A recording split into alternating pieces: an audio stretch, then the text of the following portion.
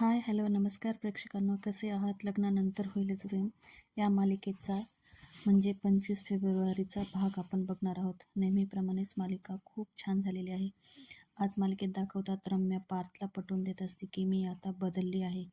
पुढे pre wedding दाखवलेली आहे. मालिकेचे इथून पुढचे सगळेच भाग खूप इंटरेस्टिंग होणार आहे. रोज व्हिडिओ बघण्यासाठी चॅनलला सबस्क्राईब नक्की करा. बेल आयकॉन प्रेस करा म्हणजे येणाऱ्या व्हिडिओचे नोटिफिकेशन तुम्हाला मिळेल. कालच्या भागात आपण बघितलेलं असतं की रम्या, काव्या आणि नंदिनीला फेस पॅक लावून देत असते, त्यांची काळजी घेत असते. आजच्या भागात काय खास झालं आहे ते आपण आज बघणार आहोत. तर चला बघूया. मालिकेच्या सुरुवातीलाच दाखवतात की पार्थ आणि जेव्हा गणपती बाप्पासमोर उभे असतात, जेव्हा म्हणत असतो की बाप्पा आता सगळं कुठे सुरळीत चालू झालं आहे. पार्थ म्हणत असतो की हे असंच सुरळीत चालू दे आणि म्हणतात गणपती बाप्पा मोरया. जेव्हा म्हणत असतो की दादा बघ ना, बघता बघता लग्न जवळ आलं.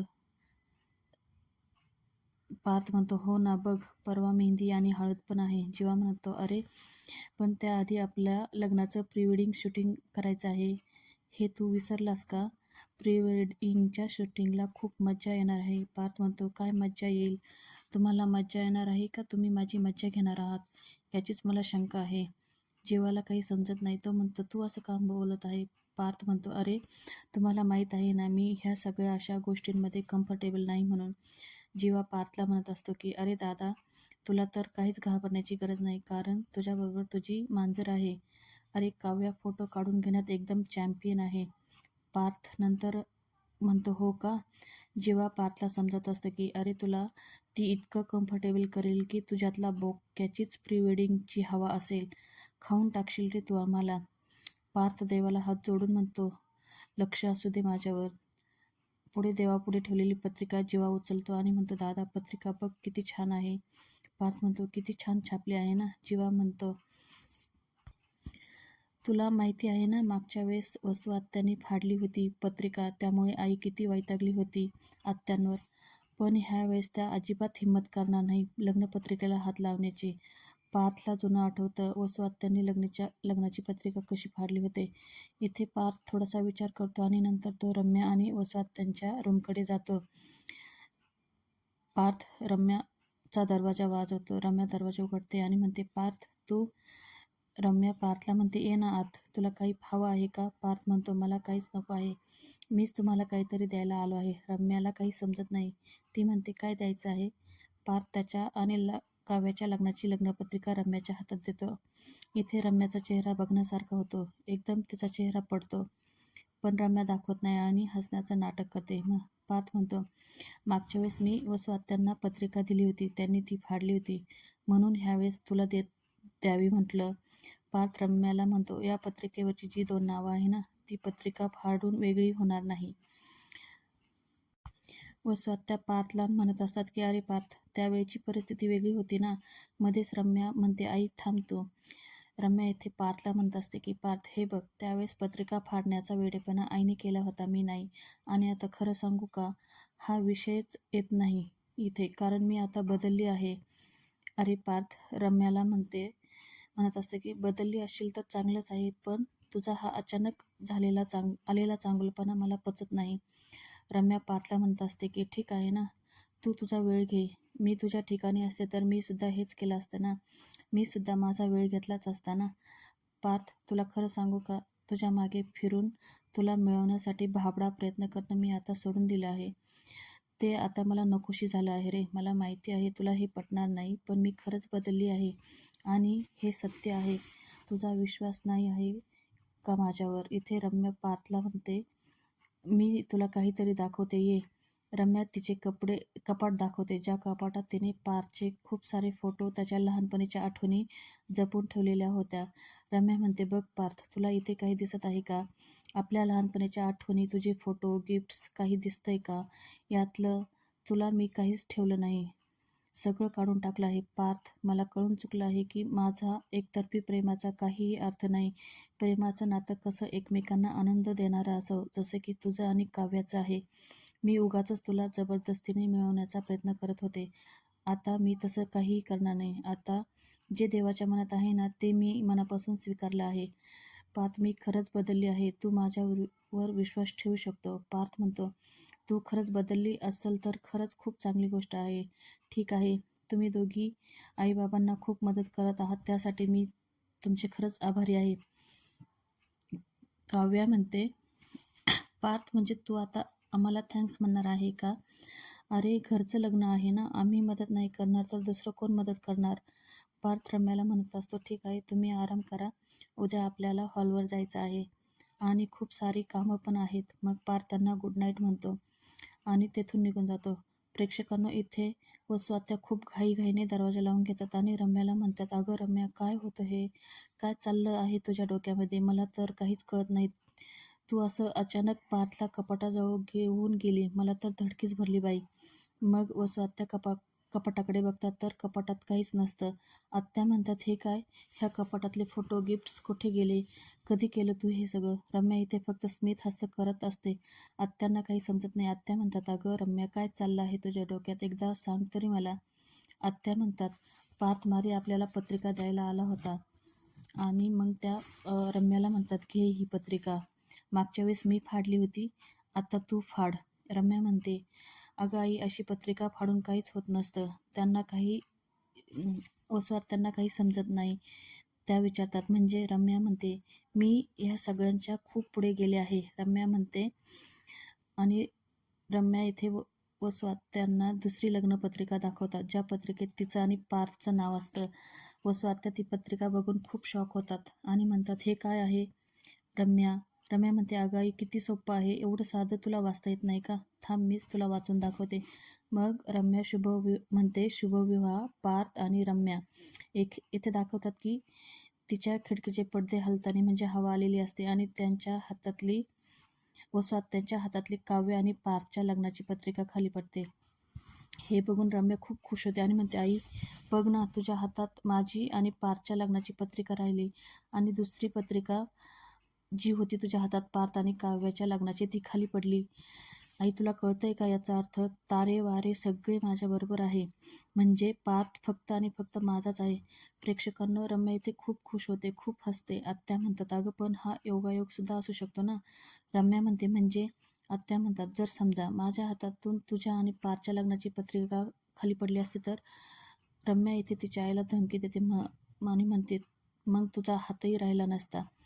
रम्या आत्यांच्या हातातून पत्रिका हिसकावून घेते आणि मग तिचं नेहमीप्रमाणे चालू होतं, लग्नानंतर होईलच प्रेम. इथे वसुआत्यांचा चेहरा बघण्यासारखा होतो. बिचाऱ्या वसुआत्या, त्यांना काहीच समजत नाही की काय चाललं आहे. पुढे खूप मोठा प्री वेडिंगचा सीन दाखवलेला असतो. आधी जीवा आणि नंदिनीच्या प्री वेडिंगचा सीन आहे.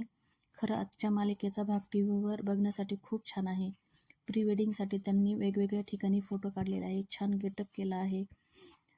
असं दाखवतात, नंदिनी फोनची वाट बघत आहे, रिंग वाजते. पुढे ती लायब्ररी दाखवतात, पुस्तकं वाचताना जीवा नंदिनीचे फोटो काढत असतो. दुसऱ्या सीनमध्ये पार्थ आणि काव्या दाखवतात. पार्थ आणि काव्या खूप छान गेटअप केलेला असतो, खूप सुंदर दिसते काव्या. पार्थ मस्त बुलेटवरनं तिला घेऊन जातो. बॅकग्राऊंडला गाणं खूप सुंदर लावलेलं असतं. खरं तर प्री वेडिंग हा लग्न सोहळ्यातला खूप सुंदर क्षण असतो. अविस्मरणीय असा क्षण त्यात टिपलेला असतो. नंदिनीने खूप छान कलरचा वन पीस घातलेला असतो, त्यात ती खूप सुंदर दिसते. छान असा मोठा राजवाड्यात त्यांच्या प्री वेडिंगचे शूटिंग होते. काव्याने तर एकदम असा छान परीसारखा ड्रेस घातलेला असतो, खूप सुंदर दिसते काव्या. येथे पूर्ण प्री वेडिंगच्या सीनमध्ये बॅकग्राऊंडला गाणं लावलेलं असतं, रुपेरी वाळूंच्या माडाच्या बनात येणा. काव्या आणि पार्थ केक कापतात, काव्यार्थ नावाचा. खूप खूप सुंदर झालेला आहे प्री वेडिंग शूट. खरं तर हे टीव्हीवर बघायला खूप छान वाटणार आहे, आवर्जून टीव्हीवर बघा. पुढील सीनमध्ये हॉलवरचं सगळं दाखवलेलं असतं. हॉलवरती छान बोर्ड लावलेला असतो, प्रेमानंतरच्या लग्नात तुमचे स्वागत आहे. तिथे चर्चा चाललेली असते की काल जीवा नंदिनी, पार्थ आणि काव्य यांचं प्री वेडिंग खूप सुंदर पार पडलं आहे. मेहंदीसाठी ते कधीही हॉलवर येऊ शकतात. इथे सगळ्यांची लगबग दाखवलेली आहे. तेवढ्यात तिथे मोहित्यांची एंट्री होते. काव्य आणि नंदिनी येथे त्यांचे स्वागत होते हळदी कुंकू लावून. इथेही खूप सुंदर गाणं बॅकग्राऊंडला लावलेलं असतं. गोऱ्या गोऱ्या गालावरती चढली लाली, ग पोरी नवरी आली. धनंजय मोहिते आणि शारदा मोहिते यांचं पण छान स्वागत होते. पुढे दाखवतात, काव्य आणि नंदिनी तेथे लावलेला बोर्ड प्रेमानंतरच्या लग्नात तुमचे स्वागत आहे. ते बघून खूप खुश होतात आणि त्याच्याबरोबर एक छानसा सेल्फी घेतात. दुसऱ्या सीनमध्ये दाखवतात मालिनीची खूप लगबग चालू आहे. आशाकडून सगळं साहित्य मागून घेत असते आणि म्हणते, अगं घेतलं का सगळं, आवरलं ना सगळं? आशा म्हणते, हो हो आले, सगळं घेऊन आले. मालिनी म्हणते, अगं आवर, चल लवकर, आपल्याला जायला उशीर नको व्हायला. मालिनी पोरांना आवाज देते, अरे चला रे लवकर, मोहिते आपल्या आधी पोहोचले पण असतील हॉलवर. अरे निदान तुमच्या बायकांसाठी तरी लवकर आवरा, त्या बिचाऱ्या तुमची वाट बघत असतील. जीवा म्हणतो, आई बघू दे ग त्यांना वाट. तुला माहिती आहे का, त्या मोहित्यांच्या मुलींनी आम्हाला खूप वाट बघायला लावली आहे. त्या कालसुद्धा प्री वेडिंगला उशिराच आल्या होत्या. काय दादा बरोबर आहे ना? पार्थ म्हणतो, नाही तर काय, वाट बघायला लावली त्यांनी की काय सांगतो, किती वाट बघायला लावली त्यांनी. मालिनी पार्थला म्हणत असते, तू तर काही बोलूच नको, काव्यानी नाही तुला वाट बघायला लावली, तू तिला वाट बघायला लावली. विसरलास का? पार्थ म्हणतो, आई विसरलो गो मी, सोडून देतो विषय, चल आता, नाहीतर उशीर होईल. ती फिसकारलेली मांजर आपल्यावर फिसकारेल उशिरा गेल्यावर. मालिनी म्हणते, अरे युग कुठं आहे? जीवा म्हणतो, आम्ही त्याला हाकलून दिला. मालिनी म्हणते, म्हणजे? जीवा म्हणतो, हो खरंच हाकलून दिला. पार्थ म्हणतो, त्याला प्रॉपर्टीतून बेदखल केला आहे आम्ही. मालिनी म्हणते, अरे काय बोलताय, बोला, मला तर काही समजत नाही. असं काय करता? कुठं आहे तो सांगा ना, लहान आहे ना तो, त्याला सांभाळून घ्यायचं तर. जेव्हा म्हणतो, काही सांभाळून घ्यायचं नाही, गरज नाही, काही लहान नाही तो. तुला माहिती आहे का आम्हाला काय विचारत होता? तो आम्हाला विचारत होता की हनीमूनला कुठं जाणार आहे. मालिनीला इथे खूप हसायला येतं. पार्थ म्हणतो, नाही तर काय, वय काय त्याचं, तो बोलतोय काय? आम्हाला म्हणतो तुम्ही एकमेकांना फिसकारलेली मांजर, बोका म्हणतात. जीवाला विचारतो, पसारेवाला, चकाचक बाई. मग हे सगळं पत्रिकेत का नाही छापून आणलं? लोकांना पण कळू दे ना. म्हणून हाकलला आम्ही त्याला. जीवा मालिनीला म्हणत असतो, तू फक्त बघत राहा, त्याचं लग्न ठरल्यावर आम्ही काय करतो ते. मालिनी म्हणते, त्याचं राहू द्या रे, त्याच्या लग्नाला वेळ आहे. आधी तुमच्या लग्नातल्या विधीसाठी हॉलवर पोहोचलो पाहिजे, चला. जेव्हा म्हणतो, अगं आई ते सगळं राहू दे, वसू आत्या आणि रम्या कुठं आहे ते सांग आधी, नाहीतर परत म्हणतील आम्हाला सोबत नेलं नाही म्हणून. मालिनी रम्याला आवाज देते, म्हणते रम्या. मग रम्यावरून मालिनीला म्हणत असते, मामी हो आलो आम्ही. मालिनी म्हणते, अगं आवरलं असेल तर चला तुम्ही दोघी लवकर. रम्या म्हणते, मामी आईला जरा वेळ लागणार आहे तयार व्हायला. असं करा ना, तुम्ही पुढे व्हा, आम्ही येतो मागून. मालिनी म्हणते, बरं ठीक आहे, पण तुम्ही ना सगळं लॉक करून या बरं का. रम्या मामीला हो हो म्हणते. मग मालिनी आशाला आवाज देते आणि म्हणते, चला लवकर. आशा येते. जीवा म्हणतो, सगळं घेतलं असेल तर चला. मग सगळे देवाचं दर्शन घेऊन निघतात. जाता जाता मालिनी पोरांना विचारत असते, अरे सगळं घेतलं ना, चला, आपली वाट बघत असतील तिथे. पुढे दाखवतात की रम्या मंदिरासमोर उभी असते. पुन्हा हॉलचा सीन दाखवलेला असतो. धनंजय आणि शारदाचं स्वागत होत असतं. पुन्हा घरातला सीन दाखवतात. व स्वात्या रम्याला विचारतात, अगं तू खोटं का बोललीस? मी तर केव्हाची आवरून बसले होते, तूच मला रूममध्ये बसून राहा म्हणून सांगितलं ना. रम्या म्हणते, तुला कारण शेवटच्या माणसावर बरंच काही अवलंबून असतं, त्यांना काही समजत नाही. आत्या म्हणतात, म्हणजे काय? रम्या म्हणते, अगं म्हणजे शेवटचा माणूस घरातून बाहेर जाताना गॅस बंद करायला विसरला तर घरात मोठा स्फोट होऊ शकतो ना. समजा बाथरूममधला नळ चालू राहिला तर सगळीकडे पाणी भरेल ना. जुने लोक म्हणतात ना, घरातून बाहेर जाताना समया शांत करून जावा. रम्या देवापुढील दोन्ही समया विझवते आणि म्हणते, देशमुखांच्या आनंदावर मी आज हलकीशी फुंकर मारणार आहे. व स्वात्या म्हणतात, अगं असं नको करू, समया नको विजू. पण रम्या ऐकत नाही आणि समया विजून टाकते. हॉलवर नंदिनी गणपतीची पूजा करत असते आणि देवाला हात जोडून म्हणत असते की बाप्पा सगळे कार्यक्रम व्यवस्थित पार पडू दे. काव्या तेथे येते आणि म्हणते, अगं ताई सगळं खूप छान होणार आहे, नुसती मेहंदीच नाही तर आपलं सगळं आयुष्य प्रेमाच्या रंगाने रंगून जाईल. इथे आजचा भाग. उद्याच्या भागात आपण बघणार आहोत की मेहंदीसाठी चौघही तयार होतात. काव्याच्या आणि नंदिनीच्या हातावर मेहंदी काढली जाते. रम्या पण छान तयार होऊन आलेली असते.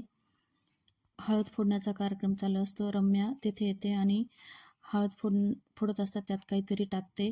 हे वसू आत्या